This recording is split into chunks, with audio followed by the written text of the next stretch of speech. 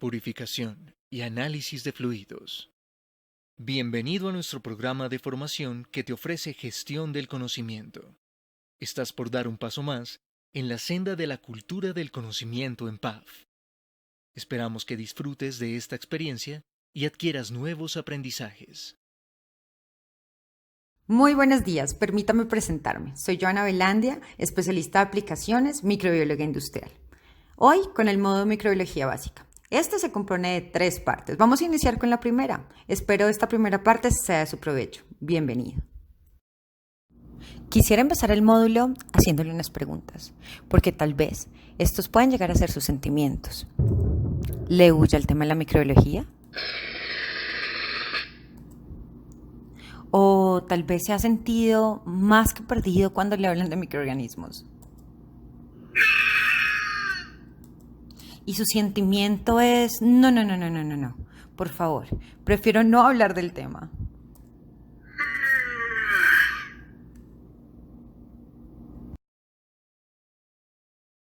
Ahora vamos a imaginarnos otro contexto. Imagínense frente a su cliente interno y externo y le hablan de microbiología o problemas microbiológicos y usted dice, sí, acá es donde no puedo entender la necesidad de mi cliente. ¿Y con qué conocimiento y entendimiento en el área de microbiología voy a solucionar la necesidad de mi cliente? Pues excelente, es usted el candidato para tomar este módulo de microbiología básica. Sí, qué emoción. Usted, bienvenido. Le tengo la solución. Déjeme mostrarle. Bueno, ahora entraremos en la dimensión desconocida. Mentiras, estoy bromeando. Va a ser supremamente sencillo y fácil para usted. Porque el único objetivo es que ustedes terminen este módulo y adquieran el conocimiento, conozcan y ganen las herramientas para desenvolverse en todos los temas alrededor de la microbiología. Se van a dar cuenta que no les van a hablar en inglés, que no es nada difícil y al contrario, van a aprender demasiado. Bueno, empecemos. ¿Qué es un microorganismo? Los microorganismos son células de vida independiente. Una célula microbiana aislada puede tener vida independiente. Por esta razón, vamos a hablar los microorganismos como células. La célula es una unidad de vida fundamental. Una célula es una entidad aislada de otras células por una membrana celular y tal vez por pared celular, que contiene en su interior diversos compuestos y estructuras subcelulares. La membrana celular, por ejemplo, es la barrera que separa el interior de la célula con el exterior. En el ejemplo sería nuestra piel. Dentro de la membrana celular se encuentran diversas estructuras y componentes que hacen posible que la célula funcione. Algunas de estas estructuras claves son el núcleo o nucleoide, donde se guarda la información genética. Aquí el famoso ADN, necesario para hacer nuevas células. Y también encontramos el citoplasma, donde se encuentra la maquinaria para el crecimiento y otras funciones celulares. De esta forma, con toda la maquinaria celular, todos los organismos celulares son estructuras altamente organizadas que muestran alguna forma de metabolismo. Esto es, las células toman sustancias químicas del medio y las transforman, conservan la parte de energía de dichas sustancias de modo que las células puedan usarla y luego eliminan los productos de desecho. Todas las células poseen reproducción, es decir, son capaces de dirigir una serie de reacciones bioquímicas que conduce a su propia síntesis. Como resultado de los procesos metabólicos, una célula crece y se divide para formar 2 células. Haremos un zoom aquí en el crecimiento celular y fisión binaria. ¿Por qué? Porque el crecimiento microbiano supone un incremento en el número de células más que en el tamaño de las células individuales. El crecimiento en la mayoría de los microorganismos ocurre por fisión binaria. Este proceso se da en la mayoría de los procariotas, arqueas, bacterias. El crecimiento de una célula individual continúa hasta que se divide en 2 células nuevas. Observemos cómo se da este proceso. Se observa que una célula se alarga hasta aproximadamente el doble de la longitud de la célula original, más pequeña, y luego forma un tabique que acaba por separar la célula en 2 células hijas. Este tabique se conoce como septo y es el resultado del crecimiento hacia adentro de la membrana citoplasmática y la pared celular cuando aplica desde direcciones opuestas hasta que 2 células hijas se separan. Durante el ciclo de crecimiento, todos los constituyentes celulares aumentan, de modo que cada célula hija recibe un cromosoma completo y suficientes copias de todas las macromoléculas, monómeros e iones inorgánicos, como para existir como célula independiente. Bueno, durante este proceso de crecimiento celular por fisión binaria, que forma poblaciones microbianas. Debido a la multiplicación de microorganismos, podemos entrar a hablar de la curva de crecimiento. La curva de crecimiento tiene 4 fases importantes. La primera es la fase de adaptación, seguida por la fase exponencial, seguida por la fase estacionaria y terminando con la fase de muerte. Empecemos con la fase de adaptación. Esta es la capacidad de las células o las poblaciones microbianas de adaptarse al medio, ya sea un ambiente natural o de adaptarse al medio sintético cuando hablamos de crecimiento microbiano dentro de un laboratorio. Una vez se termina la fase de latencia o de adaptación, entramos a la fase exponencial, que es una consecuencia del hecho de que cada célula se divide para formar 2, cada una de las cuales va a formar otras 2, y así sucesivamente. En general, las células en crecimiento exponencial están en el estado fisiológico más sano y por ello, las células tomadas en el punto medio de crecimiento exponencial son a menudo las más indicadas para estudios enzimáticos y estructurales. Otro aspecto importante en la fase exponencial es que la mayoría de los microorganismos unicelulares crecen exponencialmente, pero las velocidades de crecimiento exponencial son muy variables. La velocidad de crecimiento depende del microorganismo, pero también otros factores ambientales que influyen en ello. Estos son la temperatura, la disposición de agua, el pH y composición del medio de cultivo, entre otros. Es importante que tengamos en cuenta que por lo general los microorganismos procarióticos crecen más rápido que los eucarióticos y los eucarióticos de pequeños tamaños lo hacen más rápido que los de mayor tamaño. Ahora, en la fase estacionaria es el declive del crecimiento exponencial de los microorganismos. Lo que generalmente sucede es que primero, el nutriente esencial en el medio de crecimiento llega a ser un factor limitante de crecimiento. ¿Qué quiere decir? Que estos nutrientes se han agotado por el consumo de los microorganismos para crecer. O 2, se acumulan en el medio algunos productos de desecho hasta niveles inhibitorios que hace que cese el crecimiento exponencial. Cuando los microorganismos crecen, consumen los sustratos y generan metabolitos secundarios. Estos metabolitos secundarios pueden ser los que estén causando la inhibición de ellos mismos. Y así se genera un ambiente desfavorable. Cuando tenemos este ambiente tan desfavorable, pues vamos a llegar a la última etapa, que es la fase de muerte. Muchas veces está relacionado con la lisis celular. Y terminamos la curva de crecimiento. ¿Recuerdan que les hablé que la velocidad de crecimiento dependía, entre otras muchas cosas, de las condiciones ambientales? Razón por la cual ahora vamos a hablar de efectos ambientales sobre el crecimiento microbiano. Tener el conocimiento de los efectos ambientales nos permite explicar la distribución de los microorganismos en la naturaleza y hace posible diseñar métodos que controlen o potencialicen las actividades microbianas. Es decir, podemos favorecer el crecimiento microbiano cuando le damos las condiciones óptimas de crecimiento o, por el contrario, podemos utilizarlas para causar su muerte o inhibir su crecimiento. A este aspecto se le pueden considerar muchos factores ambientales, pero hay 4 factores que tienen una función declarada en el control de crecimiento microbiano, que son la temperatura, el pH, la disponibilidad de agua y el oxígeno. Vamos a empezar con el factor temperatura. Antes de iniciar es importante que tengamos en cuenta que para cada microorganismo existe una temperatura mínima por debajo de la cual no es posible su crecimiento. Por el contrario, una temperatura óptima a la que se produce el crecimiento más rápido y en las mejores condiciones.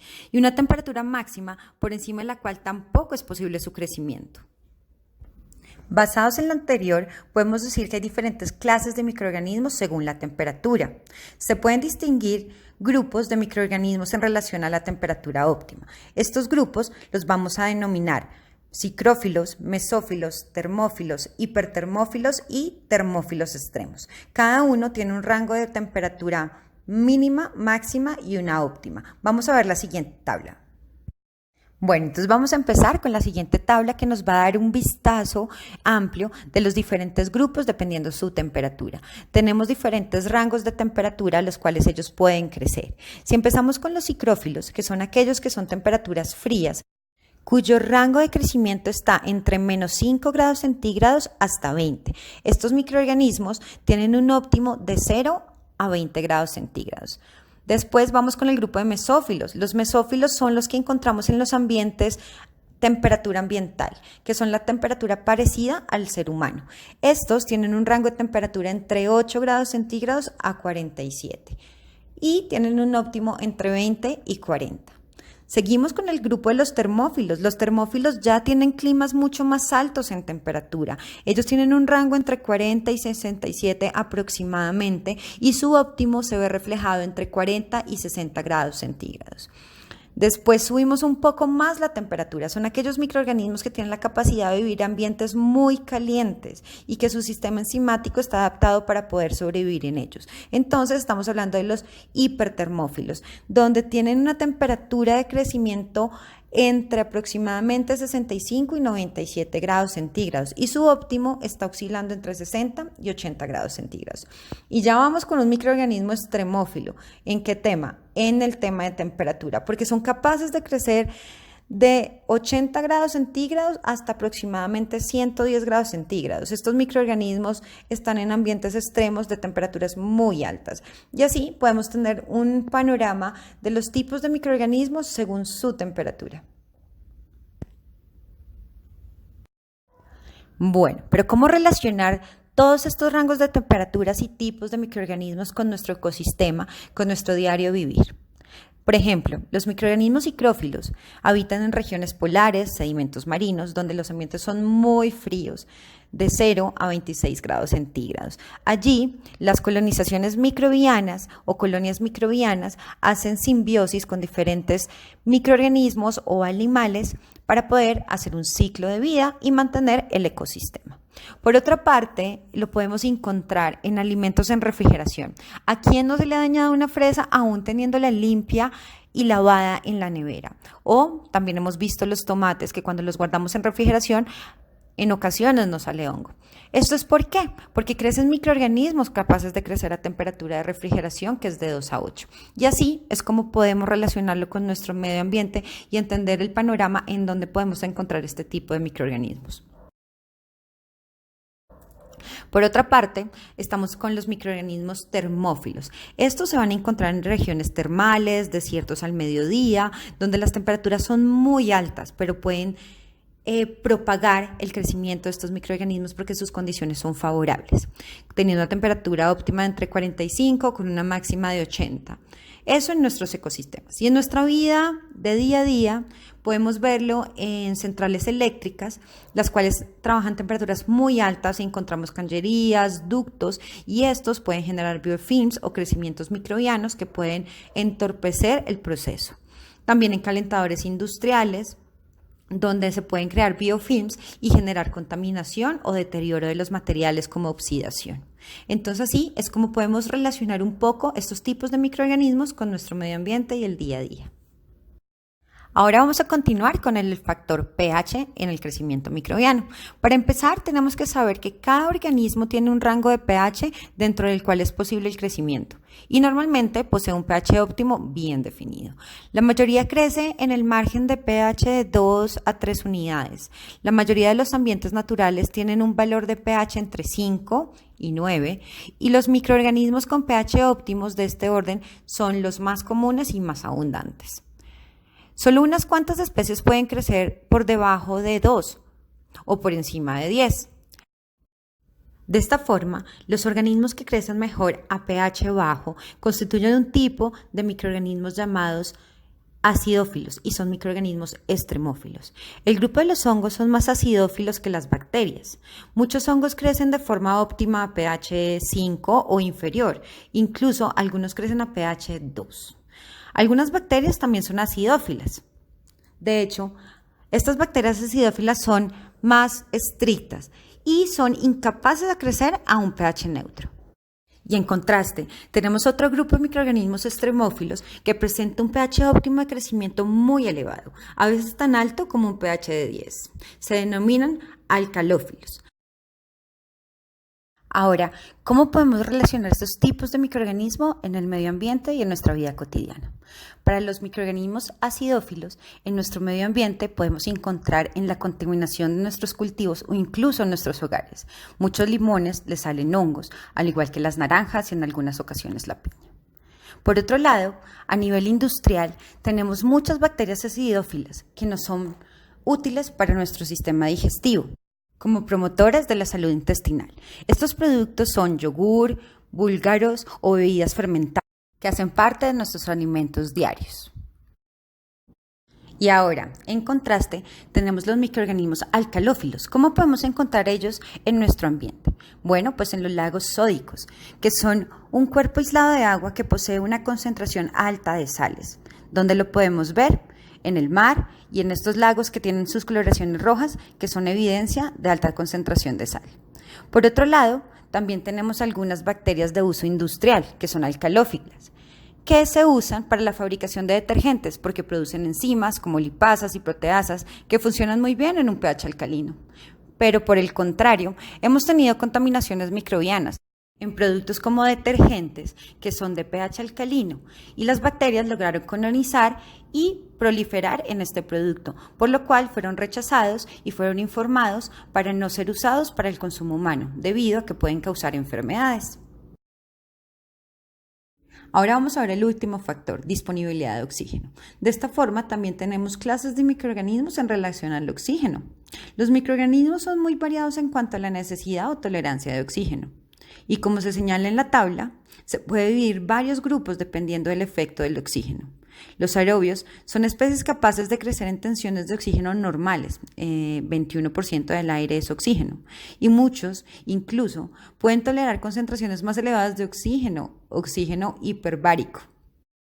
Ahora, los microaerofílicos, por el contrario, son aerobios que pueden usar el oxígeno solo cuando están presentes en niveles más bajos que en el aire, normalmente a causa de su limitada capacidad para respirar o porque contiene alguna molécula sensible al oxígeno, como por ejemplo alguna enzima lábil en presencia de oxígeno. Muchos aerobios son facultativos, lo que significa en condiciones nutricionales y de cultivo apropiadas pueden crecer tanto en condiciones aerobias como anaerobias. Ahora, algunos microorganismos no pueden respirar oxígeno. Tales microorganismos se llaman anaerobios. Existen dos clases de anaerobios: los anaerobios aerotolerantes, que toleran el oxígeno y que crecen en presencia aunque no pueden usarlo, y los aerobios estrictos, que son inhibidos o incluso mueren en presencia de oxígeno. Se desconoce la razón por la que los anaerobios estrictos mueren en presencia de oxígeno, pero puede deberse a que son incapaces de eliminar algunos productos tóxicos que se originan por el metabolismo del oxígeno. Bueno, para hacerlo un poco más gráfico, vamos a ir a una parte del laboratorio. Cuando nosotros realizamos cultivos microbianos, podríamos hacerlo en un tubo, donde podríamos ver el efecto del oxígeno en los diferentes tipos de microorganismos. Pongamos atención a la imagen.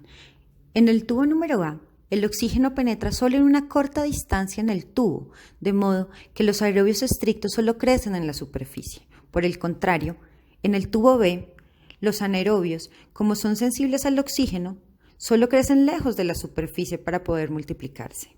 En el tubo C, los aerobios facultativos son capaces de crecer tanto en la presencia como en la ausencia de oxígeno y crecen, por lo tanto, en todo el tubo. Ahora, en el tubo D, vamos a ver los microorganismos microaerófilos. Crecen adaptándose a la zona más óxica.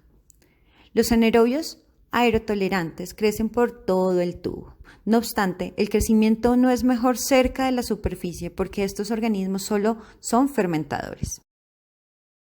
Ahora vamos a salirnos un poco del contexto del laboratorio y vamos a mirar hacia el medio ambiente, donde podemos encontrar microorganismos anaerobios en los diferentes ecosistemas como ciénagas, donde el agua y la cantidad de materia en árboles y organismos no permiten la disponibilidad de oxígeno, o también en ecosistemas como pantanos y en las zonas profundas de la corteza terrestre. Demos a ver un vistazo a la industria. Tenemos un sistema anaerobio donde pueden vivir microorganismos anaerobios. ¿En dónde? En sedimentos de agua residual o tratamientos de agua, que ellos son contaminantes y son sistemas que no colaboran al flujo normal del ecosistema. Por otro lado, tenemos la forma industrial benéfica de utilizar microorganismos anaerobios, que es por medio de un bioreactor anaerobio para tratamientos de agua. ¿Aquí qué pasa?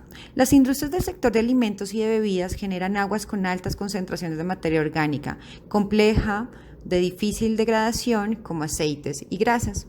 En la actualidad, estas aguas se tratan mediante procesos convencionales que se requieren de un alto elevado consumo energético y producen una gran cantidad de fangos, mientras se desaprovecha su potencial de producción de biogás. Razón por la cual muchas empresas ante esta problemática se han centrado en demostrar la viabilidad técnica, económica y ambiental del uso de bioreactor anaerobio de membranas, algo innovador, especialmente adaptado a la industria de agroalimentos, para sustituir el tratamiento actual. Con esta solución se pretende alcanzar un mejor rendimiento en la depuración de las aguas industriales con elevado contenido en grasas y aceites, minimizando la producción de fangos y, además, producir energía a partir de biogás generado. De esta forma, podemos concluir los diferentes factores ambientales que involucran el crecimiento microbiano. Por ahora, damos por terminada la primera parte del módulo 1, Microbiología Básica. Muchas gracias.